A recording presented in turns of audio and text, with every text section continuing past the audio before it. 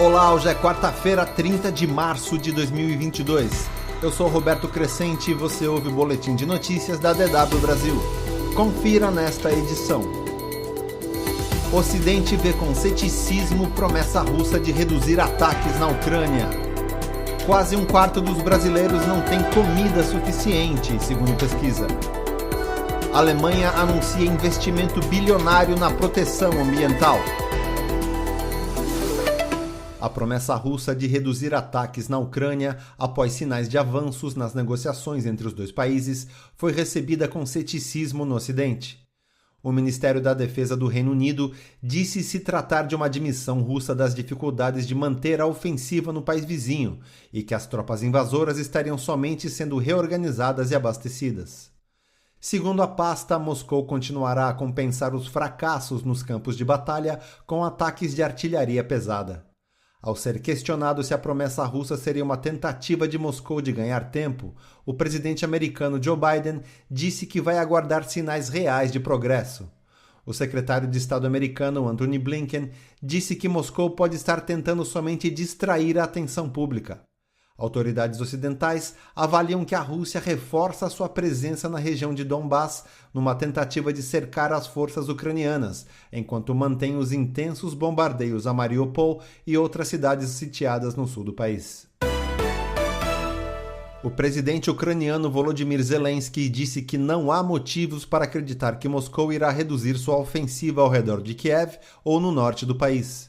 Ele disse que a promessa de reduzir a atividade militar é um sinal positivo, mas que não silenciou as explosões após os bombardeios russos.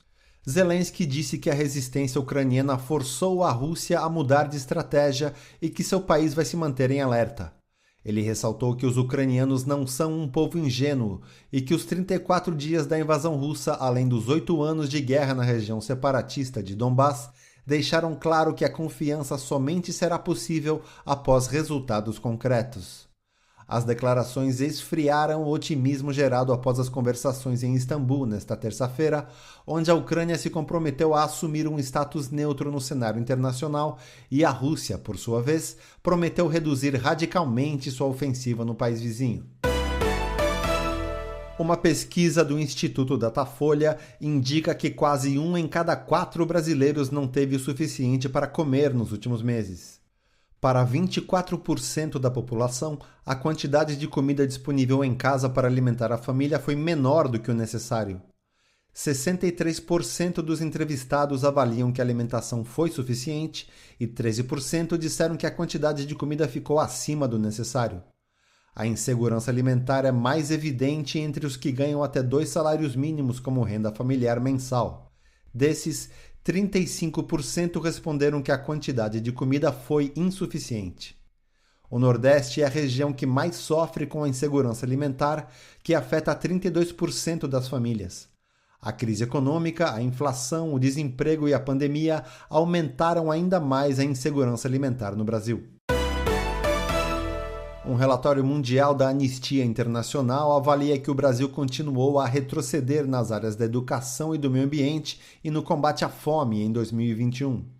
O documento destaca ainda a má gestão do governo federal na pandemia. Segundo a Anistia, o ano passado foi mais um no período prolongado de instabilidade e crise que o Brasil atravessa, marcado por milhares de mortes evitáveis na pandemia, pelo agravamento das desigualdades e da fome, aumento das taxas de evasão escolar, violência policial e recorde de desmatamento. O relatório afirma que o governo brasileiro não se comprometeu com respostas efetivas para a gestão da pandemia e, como consequência, os grupos que sofrem discriminação histórica foram afetados de modo desproporcional pela crise. A Anistia afirma que o presidente Jair Bolsonaro reagiu à pandemia com um misto de negação, negligência, oportunismo e desprezo pelos direitos humanos. O governo da Alemanha anunciou investimentos de quase 4 bilhões de euros, cerca de 21 bilhões de reais, na defesa da biodiversidade do país e nos esforços para combater as mudanças climáticas. A ministra alemã do Meio Ambiente, Steffi Lemke, disse que o pacote de proteção ao clima deverá complementar os esforços do país para eliminar a dependência nos combustíveis fósseis e reduzir as emissões de carbono.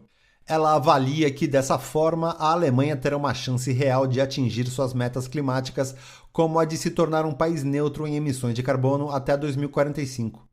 O plano prevê uma série de ações nas áreas urbanas e no campo, como a preservação de rios e lagos e o uso sustentável de ecossistemas. Novas informações você confere mais tarde na segunda edição do Boletim de Notícias da DW Brasil.